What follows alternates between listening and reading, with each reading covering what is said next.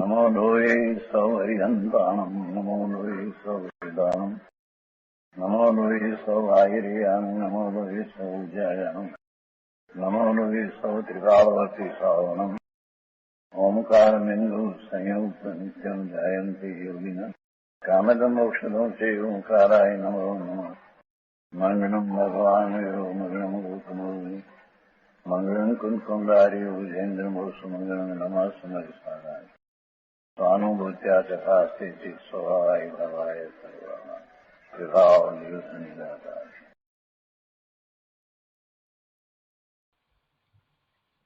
આજે પૂજ્ય ગુરુદેવશ્રીના વચનામૃતનો સ્વાધ્યાય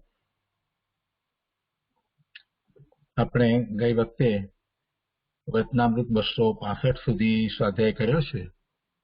આજે 266 થી આગળ વચનામૃત લઈએ છીએ.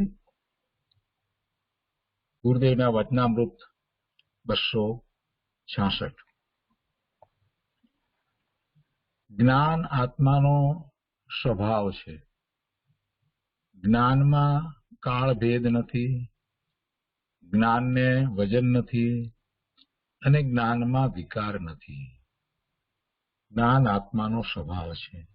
અને પછી એમાં ગુરુદેવે આ બીજી વાત કરી છે એ પોતે જ અહીંયા સમજાવી છે કે જ્ઞાનમાં કાળ ભેદ નથી, જ્ઞાનને વજન નથી અને જ્ઞાનમાં વિકાર નથી. એ કઈ રીતે તો કહે છે કે 50 વર્ષ પહેલાની વાત યાદ કરવી હોય તો તે સંભાળવા માટે એટલે કે એને યાદ કરવા જ્ઞાનમાં ક્રમ પાળવો પડતો નથી.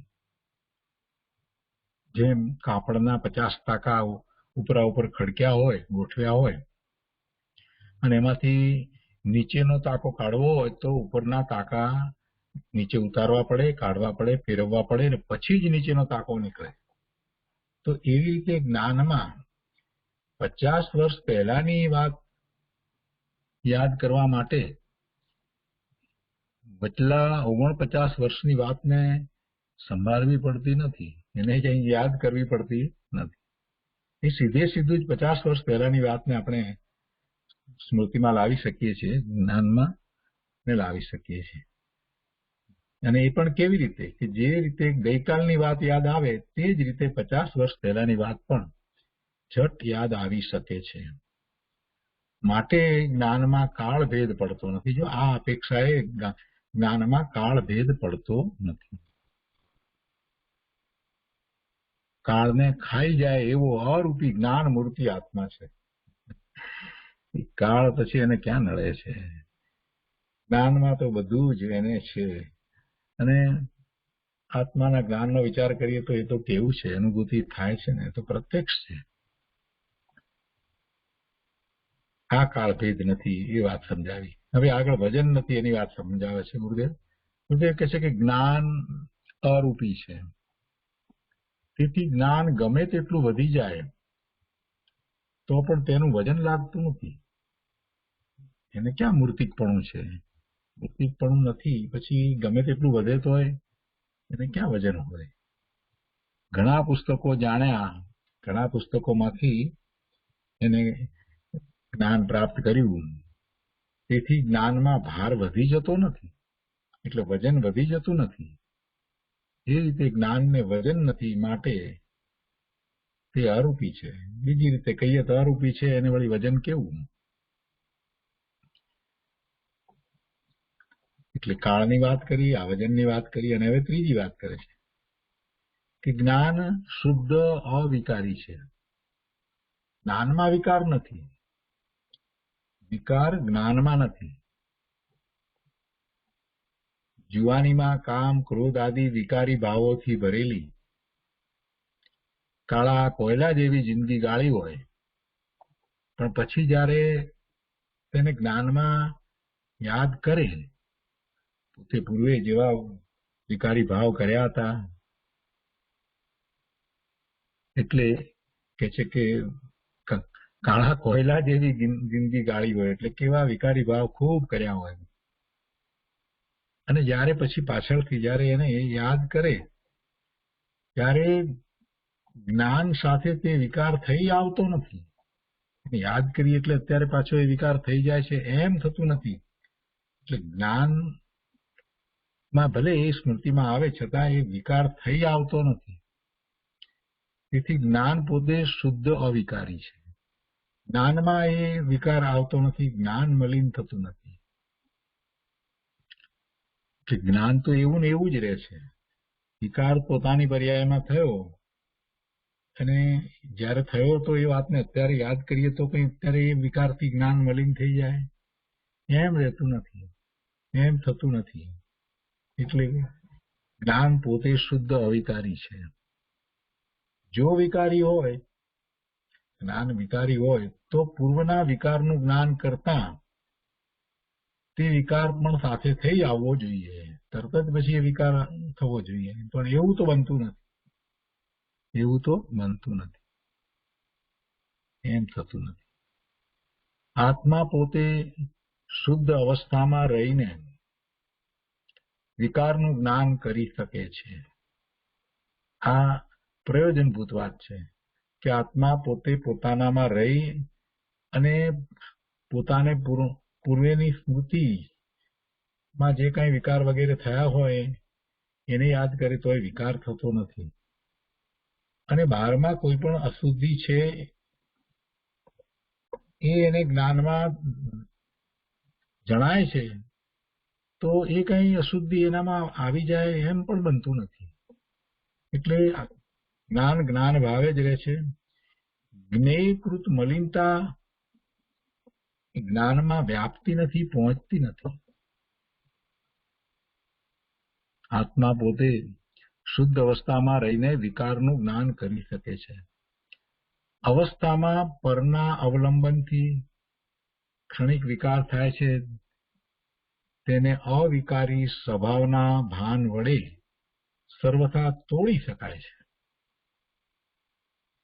અવસ્થામાં પર્યાયમાં પરના અવલંબનથી જે વિકાર થયો એ ક્ષણિક જે તે સમયે વિકાર થાય છે તો તેને અવિકારી સ્વભાવના ભાન વડે, જ્યારે પોતાના સ્વભાવનું ભાન થાય એટલે સ્વરૂપનું લક્ષ્ય કરે છે તો એમ અવિકારી સ્વભાવના ભાન વડે સર્વથા તોડી શકાય છે. શેને? કે જે પર્યાયમાં પરના અવલંબનથી જે ક્ષણિક વિકાર થયો હતો એને તોડી શકાય છે. એટલે એ રહેતો નથી વિકાર. સ્વરૂપનું લક્ષ્ય કરતા વિકાર તૂટી જાય છે, નાશ પામી જાય છે. એટલે એનો અર્થ શું થયો કે એ નાશ થાય છે એટલે નાશ થઈ શકે તો એ આત્માનો સ્વભાવ હોય નહીં. એટલે જે પર્યાયમાં અવસ્થામાં જે ક્ષણિક વિકાર થયો એ આત્માનો સ્વભાવ નથી. જેવો એ પોતે સ્વરૂપનું લક્ષ્ય કરે સ્વભાવ ભાવે થાય એટલે પેલો વિકાર જે છે એ તો નાશ પામે છે. અને જે નાશ પામે એ આત્માનો સ્વભાવ હોય નહીં. તેથી વિકાર આત્માનો સ્વભાવ નથી. આ ચોથી વાત પણ સરસ રીતે સમજાવી દીધી. ગુરુદેવે શરૂઆતમાં શું કહ્યું કે જ્ઞાન આત્માનો સ્વભાવ છે. જ્ઞાનમાં કાળભેદ નથી, જ્ઞાનને વજન નથી અને જ્ઞાનમાં વિકાર નથી. અને વિકારને અહીંયા સમજાવતા એમ કહ્યું કે એ આત્માનો સ્વભાવ હોઈ શકે નહીં, કેમ કે વિકાર તો ચાલ્યો જાય છે. તો ચારે વાતને બહુ સરસ રીતે સમજાવી દીધી. એ 266મું વચનામૃત થયું. તે પછીથી 267મું વચનામૃત છે. પૂજ્ય ગુરુદેવ કહે છે કે વિતરાગી પર્યાય એ જ નિશ્ચય મોક્ષ માર્ગ એટલે કે સાચો ધર્મ છે. વિતરાગી પરિણામ થાય તેને સાચો ધર્મ છે, એ મોક્ષ માર્ગમાં છે. જોઈને ચાલવું, ભાષા મૃદુ બોલવી એ ખરેખર સમિતિ નથી. જો હવે સમિતિની વાત કહે છે કે વિતરાગી પરિણામ થાય એ તો સાચો મોક્ષ માર્ગ છે. એ વાત તો બરાબર છે, એ જ ધર્મ છે. એ નિર્મળ પરિણામ છે. એવી પરિણતિ જે થઈ રહી છે એ ધર્મની પરિણતિ છે. એ મોક્ષ માર્ગના પરિણામ થઈ રહ્યા છે. પણ અહીંયા બીજી વાત કહે છે કે જોઈને ચાલવું, ભાષામૃત બોલવી, એવી બધી જે આપણે સમિતિની અંદર વાત કરીએ છીએ, ક્રિયા સમિતિ, ભાષા સમિતિ, તો એ સમિતિ 5 સમિતિ મુનિને હોય છે અને શ્રાવકને માટે પણ એટલી જ રીતે એ જ રીતે સમિતિ હોય છે. શ્રાવક પણ એ જ રીતે ધ્યાન રાખે છે ચાલવામાં, એટલે ક્રિયા સમિતિ તરીકે, જેથી હિંસા ન થાય એમ. ભાષા એમ સમિતિ ગમે તેમ વચનો બોલતો નથી. એષણા સમિતિ, તો એ 5 સમિતિની વાત કરતા ગુરુદેવ કહે છે કે એ બધું જે બોલવામાં કહેવામાં આવે છે, જોઈને ચાલવું, ભાષા બધું બોલવી, તે ખરેખર સમિતિ નથી. શાસ્ત્રમાં કથન આવે કે મુનિએ ધોંસરા પ્રમાણ જોઈને ચાલવું વગેરે, એટલે 4-5 ફૂટ જેટલે દ્રષ્ટિ રાખીને ચાલવું જોઈએ, જેથી કોઈ જીવની હિંસા ન થઈ જાય. એ ક્રિયા સમિતિમાં એવી વાત આવે છે. તો તેવો ઉપદેશ કેમ કર્યો? એવો ઉપદેશ કેમ કરવામાં આવ્યો? શા માટે એવો ઉપદેશ કર્યો? આ સમિતિની વાત કરી તો ગુરુદેવ કહે છે કે એ જે ઉપદેશ કરવામાં આવ્યો છે એ ખરેખર સમિતિ નથી. સમિતિ કાંઈક જુદી રીતે સમજાવી છે, એટલે ગુરુદેવ કહે છે કે આવું વાત તો આવે છે, તો એવો ઉપદેશ શા માટે કરવામાં આવે? 5 સમિતિ માટે એ બધી વાત હોય છે. યત્નાચાર છે. 5 સમિતિ જે છે એ ખરેખર તો યત્નાચાર છે, અને એ એવો વ્યવહાર જીવને હોય છે. સમ્યક દ્રષ્ટિ જીવને પણ એવો વ્યવહાર હોય છે, મુનિઓને પણ એ હોય જ છે. પણ અહીંયા તો બીજું સમજાવવું છે કે માત્ર એટલી વસ્તુ નથી હોતી, કંઈક વિશેષ છે એ વાત સમજાવી છે. એટલે કે છે કે આવો ઉપદેશ કર્યો તો કેમ કર્યો? તો તેનું સમાધાન એ છે કે વ્યવહાર વિના પરમાર્થ સમજાવી શકાતો નથી. એટલે કે આવો વ્યવહારનો ઉપદેશ કરવામાં આવે છે. નિશ્ચયથી સમિતિનું સ્વરૂપ જુદું છે. જેને સ્વરૂપની દ્રષ્ટિ થઈ છે એને પછી એને આ 5 સમિતિ જે છે એ રીતે જ હોય છે કે પોતાને એમાંનો કોઈ પણ ભાવ નથી કે જેથી કરી એને પરની હિંસા થાય કે પરને દુઃખ પહોંચે, કે એવો કોઈ ભાવ છે જ નહીં. અને એવું ક્યારે બને કે જ્યારે સ્વરૂપનું લક્ષ થયું હોય ત્યારે જ એ બની શકે. એટલે એમ સમિતિનું સ્વરૂપ બતાવવું છે. એટલા માટે કહે છે કે આવો વ્યવહારમાં કહેવામાં આવે છે, અને એવો વ્યવહાર પણ હોય છે. આવો વ્યવહારનો ઉપદેશ એટલા માટે આજે આપવામાં આવે છે કે મૂળ પરમાર્થ સમજાવવો છે, તો પરમાર્થ નિશ્ચયની વાત જે સમજાવવી છે એ વ્યવહાર વિના સમજાવી શકાતી નથી. કહેવું તો એ છે કે કોઈ પણ પ્રકારે હિંસાનો ભાવ હવે ઉત્પન્ન થતો નથી. કોઈ પણ રીતે હિંસાનો ભાવ ઉત્પન્ન થતો નથી. એ બોલવામાં, ચાલવામાં, કે પછી ખાતા પીતા, કે વસ્તુ મૂકતા લેતા, કે ઉત્સર્ગ, એ 5 સમિતિઓ છે તેમાંથી કોઈ પણ પ્રકારે એને હવે એવો હિંસાનો, જીવને દુઃખી કરવાનો એવો ભાવ અંદરમાંથી ઉત્પન્ન જ થતો નથી. એ ખરેખર તો સાચા અર્થમાં સમિતિ છે. અને એવું ઉત્પન્ન ન થાય એનું કારણ શું છે કે દ્રષ્ટિ સ્વરૂપ તરફ ગઈ છે. એટલે જેને સમ્યક દર્શન છે એને આ 5 સમિતિ જે છે તે વ્યવહારમાં પણ એ જ રીતે છે, અને નિશ્ચયથી પણ એને સમિતિ છે એ વાત કરવી છે. એટલે ગુરુદેવ કહે છે કે એ વ્યવહાર છે, અને વ્યવહારનો ઉપદેશ એટલા માટે આપવામાં આવ્યો છે કે પરમાર્થ સમજાવવાનો હોય તો પરમાર્થ વ્યવહાર વિના સમજાવી શકાતો નથી.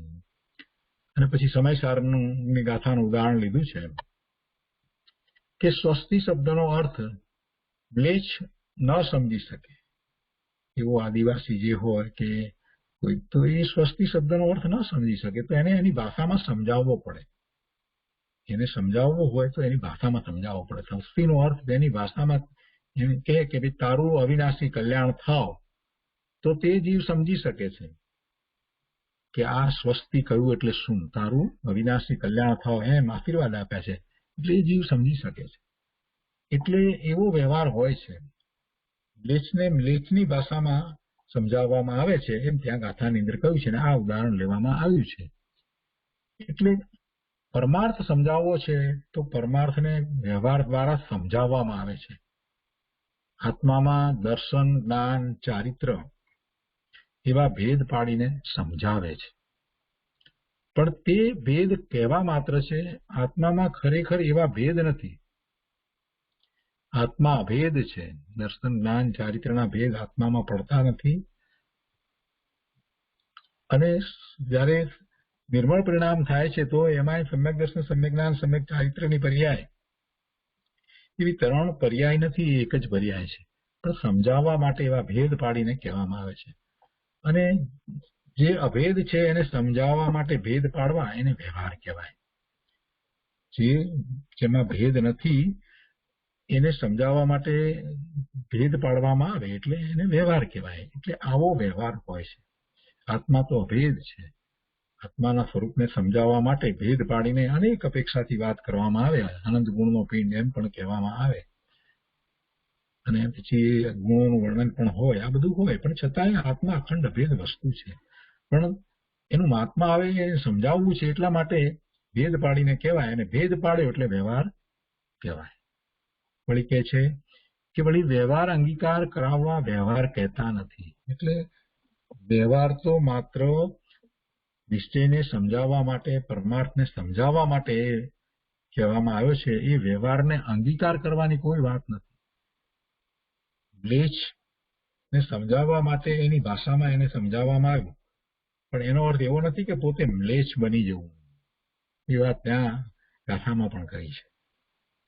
વ્યવહાર સમજાવવા, વ્યવહાર એ પરમાર્થને સમજાવવા માટે છે, પણ એનો અર્થ એ નથી કે વ્યવહાર એ આદરણીય છે, એવો અર્થ નથી થતો.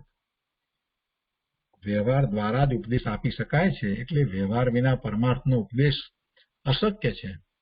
તેથી વ્યવહારનો ઉપદેશ છે, પણ સમજાવવું છે શું? પરમાર્થ. આદરણીય શું છે? પરમાર્થ. સમયસારમાં શ્રીમદ ભગવત કુંકુંદાચાર્ય દેવે કહ્યું છે, અને એ પછી એ સમયસારની ગાથા લીધી છે. જહ અણવી સક્ક મણજો અણજ વાસમ વિણાદુ ગાહેદુ સહો વ્યવહારેણ વિના પરમત સુદેવ નમ સક્કમ.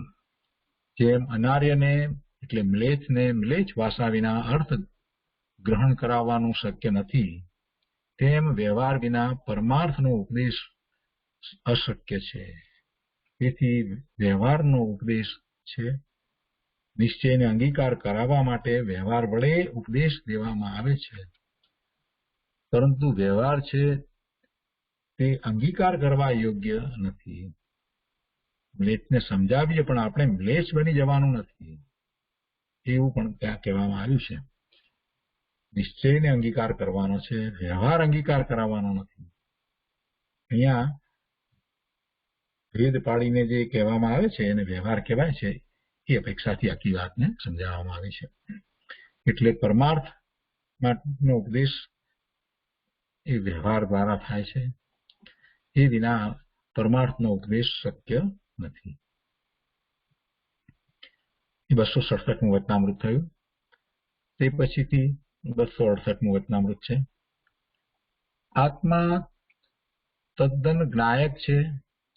તે સ્વભાવનું ન રૂચવું, ન ગોઠવું, તેનું નામ ક્રોધ છે. જો ક્રોધની વ્યાખ્યા કરી છે. આત્મા તદ્દન જ્ઞાયક છે. સ્વભાવનું ન રૂચવું એટલે પોતાનો જે સ્વભાવ એનું લક્ષ જ ન થાય, એની તરફનું કોઈ વલણ ન થાય, એ રૂચે નહીં, સ્વભાવ ભાવે થવાનો પ્રયત્ન ન થાય અને એની રુચિ જ ન થાય, એ ન ગોઠે. સ્વરૂપનું લક્ષ કરવાની વાત કરીએ તો એને ગમે નહીં, ગોઠે નહીં, અહીં રુચિ એને ન થાય, એનું નામ ક્રોધ. ક્રોધ કોને કહ્યો? કે જેને સ્વભાવ નથી ગમતો, સ્વભાવની રુચિ નથી થતી, એને ક્રોધ છે. આ ક્રોધ છે. પોતાના સ્વભાવ ભાવે રહેવું જોઈએ, સ્વભાવ ભાવે થવું જોઈએ, સ્વભાવનું જ મહાત્મા આવવું જોઈએ, એમાંનું કાંઈ નથી, તો એને ખરેખર ક્રોધ છે. કોના પ્રત્યે ક્રોધ છે? પોતાના પ્રત્યે ક્રોધ છે, સ્વભાવ પ્રત્યે ક્રોધ છે. આ ક્રોધ છે. બાકી બહારમાં એ ક્રોધ કરે છે એ તો ઠીક છે, એને કારણે એને પાપનો બંધ પડે છે. પણ આ જે ક્રોધ જે છે, જેને સ્વભાવની રુચિ નથી થતી, એ ક્રોધ દેખાતો નથી, પણ એ ક્રોધને કારણે એને ભવના ભ્રમણ થયા જ કરે છે. એવા ભવના ભ્રમણ થયા જ કરે છે. અખંડ ચૈતન્ય સ્વભાવ તે હું નહીં, એમ સ્વભાવનો અણગમો, સ્વભાવ ન ગોઠે, તે અનંતાનુબંધી ક્રોધ છે. હવે વધારે વિસ્તારથી વાત કરી. અખંડ ચૈતન્ય સ્વભાવ તે હું નહીં, એ આત્માને સ્વીકારતો જ નથી. વસ્તુ એવી પડી છે એને માનતો જ નથી, માનવા જ તૈયાર નથી. સ્વભાવનો અણગમો, સ્વભાવ ન ગોઠે, સ્વભાવની પ્રાપ્તિનો ઉપાય તો પછી ક્યાંથી કરે? તો એ જે ક્રોધ કયો, એ સ્વભાવ તરફનો જે ક્રોધ, તે અનંતાનુબંધી ક્રોધ છે. અનંત ભાવ થશે ભાઈ.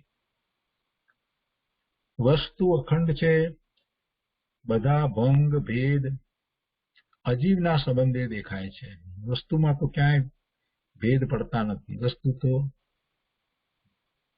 અભેદ છે, પણ અજીવના સંબંધે એવા ભેદ દેખાય, વસ્તુમાં ભેદ નથી.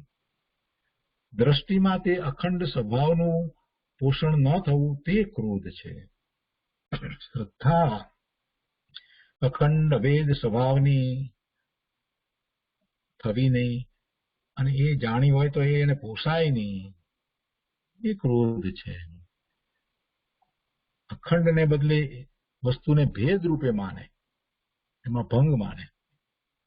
ખરેખર વસ્તુમાં ભંગ ભેદ પડતા જ નથી, પણ એને માનતો હોય અને અખંડ ભેદ સ્વભાવ એને સ્વીકાર ન થાય, એનું પોષણ ન થાય, તો એ ક્રોધ છે. પર પદાર્થ પ્રત્યે અહમ બુદ્ધિ તે અનંતાનુબંધી માન છે. જો માન સમજાવ્યું.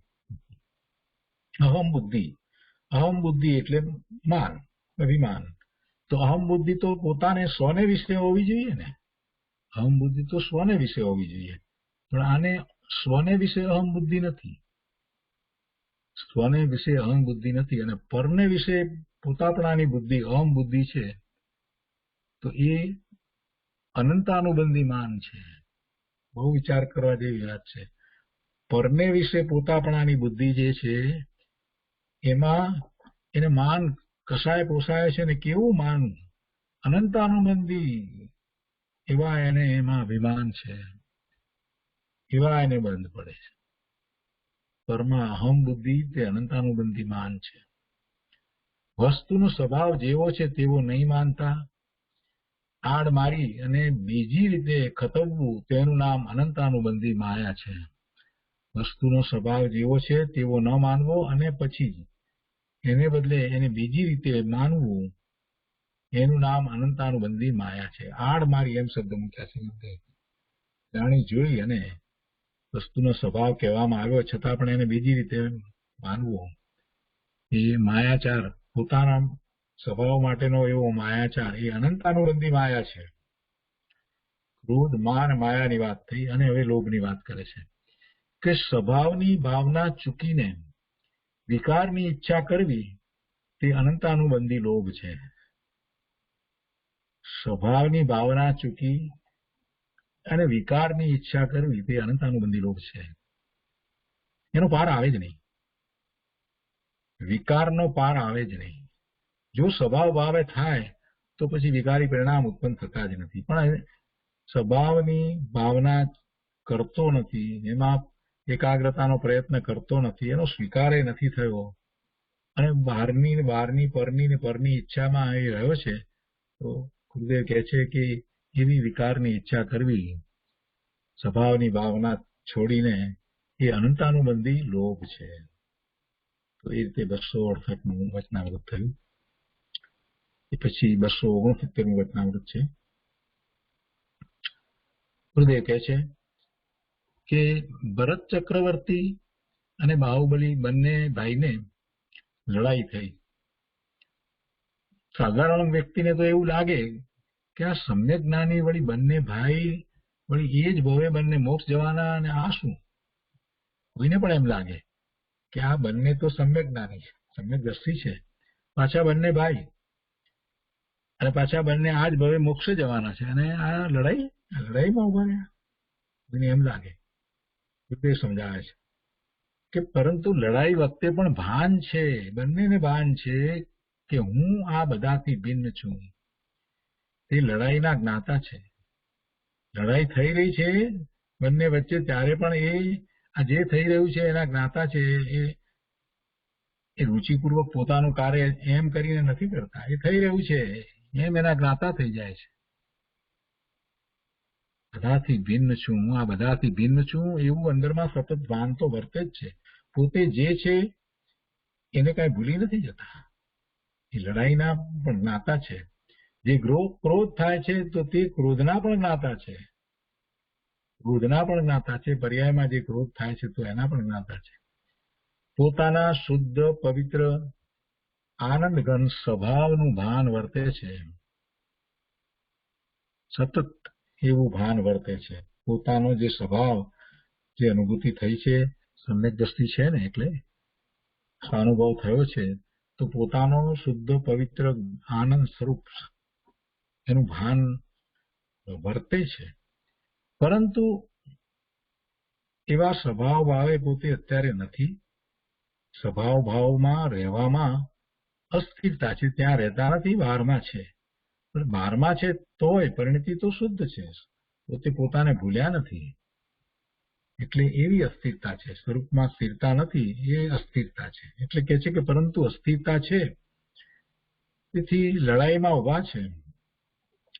ભરત ચક્રવર્તી જીતી શક્યા નહીં, તેથી છેવટે બાહુબલીજી ઉપર ચક્ર મૂક્યું. એ વખતે બાહુબલીજીને વૈરાગ આવ્યો કે આ યુદ્ધ, આ ધિક્કાર છે આવા રાજને. અરે આ જીવનમાં રાજને માટે આ શું?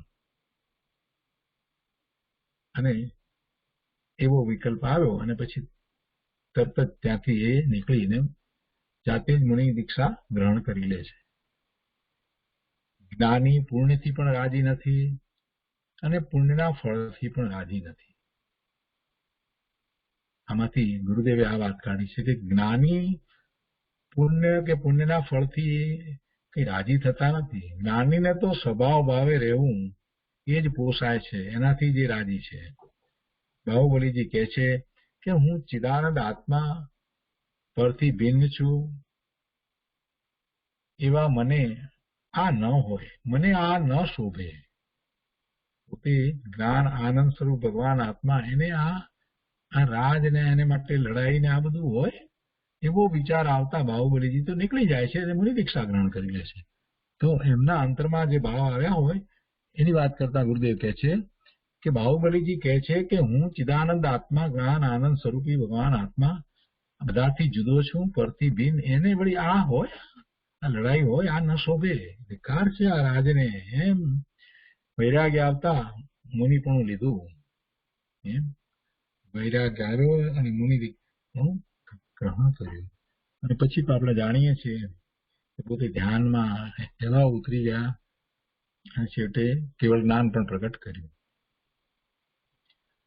જુઓ, એ માટે એક ઉદાહરણ આપીને ગુરુદેવ વાત સમજાવી છે કે મીંડળી એટલે બિલાડી જે મોઢેથી પોતાના બચ્ચાને પકડે, તે જ મોઢેથી ઉંદરને પકડે, પણ પકડમાં ફેર છે. ઉંદરને કેવી રીતે પકડે? એને ખાઈ જવો છે, અને બચ્ચાને પણ એ જ મોઢાથી પકડે છે, તો કેવી રીતે પકડે? એને તો સંભાળીને પકડે છે કે બચ્ચાને ક્યાંય કોઈ રીતે એને હાનિ ન થાય, નુકસાન ન થાય, વાગી ન જાય, એ રીતે પકડે છે. એ પકડ તો એ જ મોઢાથી છે, પણ પકડમાં ફેર હોય છે ને. તેવી રીતે જ્ઞાની અને અજ્ઞાનીની ક્રિયા એક સરખી દેખાય, પણ ભાવમાં આંતરા હોય છે, ભાવમાં ઘણું અંતર હોય છે. આપણને એમ લાગે કે બિલાડીએ બચ્ચાને પકડ્યું અને બિલાડીએ ઉંદરને પકડ્યું, પણ પકડમાં ફેર છે. એવી રીતે એટલે કે ક્રિયા તો આપણને મોઢેથી પકડ્યું એવી જ દેખાય છે, પણ એમાં પકડમાં ફેર હોય છે ને. એવી રીતે જ્ઞાની અને અજ્ઞાનીની ક્રિયા એક સરખી દેખાય. આ બંને જ્ઞાની મહાપુરુષો હતા, એ લડાઈમાં ઉભા હતા, અને બીજા અજ્ઞાની એવી જ રીતે લડાઈમાં ઉભા હોય. તો એક સરખી ક્રિયા હોય છતાં પણ એ એક સરખી દેખાય, પણ વસ્તુ એટલે એમાં ફેર છે, એમાં ભાવમાં ઘણું અંતર છે. જ્ઞાની લડાઈમાં ઉભા છે એમના બંનેના ભાવ અને અજ્ઞાની લડાઈમાં ઉભા છે એના ભાવમાં ઘણો ફેર છે. એમ પકડમાં ફેર છે. તો એ 269મું વચનામૃત થયું. એ પછીથી 270મું વચનામૃત છે. પૂજ્ય ગુરુદેવ કહે છે કે સ્ત્રી, પુત્ર, પૈસા આદિમાં રચાપચા રહેવું એ તો ઝેરીલો સ્વાદ છે. સર્પનો મોટો રાફડો છે. ઝેરીલો સ્વાદ છે ને પછી કહે છે કે સર્પનો મોટો રાફડો છે. આ તો હોય જ નહીં, હોવું જ ના જોઈએ એમ કેવું છે. કહેવાનો આશય એ છે બધું હોય પણ એમાં રચાપચા રહેવું. એમાં રચાપચા રહેવું એટલે કે પછી સ્વરૂપનું લક્ષ્ય જ ના કરવું, ધર્મ તરફ વળવું જ નહીં, બીજી કોઈ વાત જ હોય નહીં. એ ઝેર સમાન છે, એ ઝેરીલો સ્વાદ છે, એ સર્પનો મોટો રાફડો છે. સ્ત્રી, પુત્ર, પૈસા આદિમાં એ રચાપચા રહેવું એ તો ઝેરીલો સ્વાદ છે. કેમ કે એમાં એ રચોપચો રહે છતાંય એને પ્રાપ્ત તો એના પુણ્ય પ્રમાણે જ થશે. એના જે પુણ્ય જે છે એના ઉદય જે આવ્યા છે એ પ્રમાણે જ પ્રાપ્તિ થશે. અને કદાચ પ્રાપ્ત થાય તો એ ભોગવી શું શકે છે? પણ પદાર્થને તો એ ભોગવવાનો ભાવ કરે, વાસ્તવમાં તો ભોગવતો નથી. અને કેટલાય લોકો એવા છે કે કેટલી ધન સંપત્તિ મિલકત આ બધું હોય છતાંય એને કઈ ભોગવે છે એવું બનતું નથી, ભોગવી શકતા નથી. તો આપણે જોઈએ છીએ ઘણી ધન સંપત્તિ વગેરે હોય છતાં પણ શરીરમાં એવા પ્રકારના રોગ વગેરે હોય તો કેટલાય એમને ખાવા પીવાના ને ફરવાના ને બધાના કેટલા બધા તો એમને પ્રતિબંધ હોય, રિસ્ટ્રિક્શન્સ હોય. તો શું કરવાનું? એ બધી જે સામગ્રી બધી મળી છે, ધન મિલકત આ તે બધી, એનો શું અર્થ છે? એટલે એવા પુણ્ય હોય તો જ બધું જે કંઈ પ્રાપ્ત થાય, અને પ્રાપ્ત થાય તો પછી ભોગવાય, એ બધું પુણ્ય હોય એ પ્રમાણે થાય. પુણ્ય ન હોય તો કાંઈ એ પ્રાપ્ત કર્યું હોય તો એને કામ નથી આવતું. એને એમ છે કે મારી પાસે આટલા બધા પૈસા છે તો બધી અનેક પ્રકારની હું સુવિધાઓને ભોગવું, પણ એવી સુવિધાઓ એ પ્રાપ્ત નથી કરી શકતો. એવા સંયોગો બને અને એને અસાતા વેદનીય કર્મના ઉદય એવા હોય તો એ બધી વસ્તુઓ લાવી હોય, મૂકી હોય એમ ગણતરીપૂર્વક, કે પછી આમ કરશું ને તેમ કરશું, સાધનો એવા વસાવ્યા હોય, બધું નકામું જાય, કાંઈ કરી શકે નહીં. ઘરમાં મોટા એવા થિયેટર બનાવ્યા હોય ને પછી મનમાં એમ હોય કે પછી રોજ રાત્રે આપણે આમ જોઈશું અને તેમ જોઈશું, મૂવી જોઈશું ને બધું હોમ થિયેટર બનાવ્યું હોય ને એવી સાઉન્ડ સિસ્ટમ ગોઠવી હોય. પણ હવે એવો કાંઈક અસાતા વેદનીય કર્મનો ઉદય આવે કે એટલો સમય બેસી જ ન શકે, અથવા તો આંખમાં એવી તકલીફ થઈ જાય કે કાંઈ જોઈ જ ન શકે, કંઈક થાય. એટલે વસ્તુ સામગ્રી હોય તોય શું છે? બધું જે કંઈ છે એ બધું પુણ્યને કારણે હોય છે. એટલે એવો જે ભોગવવાનો ભાવ છે ને એ પણ મિથ્યા છે. કે અમે વસાવ્યું ને અમે ભોગવીએ છીએ, ભાવે મિથ્યા છે, ખરેખર તો એ છે. એટલે એ બધામાં રચાપચા રહેવું, એને ગુરુદેવ કહે છે કે એ ઝેરીલો સ્વાદ છે. એને કારણે પાછા ભવિષ્યમાં એવા જ બંધ પડે છે. કદાચ એ ભોગવે તોય બંધ પડે છે, પાપ જ થાય. વસ્તુ એમને તો ભોગવાતી નથી, પાપ વિના તો ભોગવાતી નથી.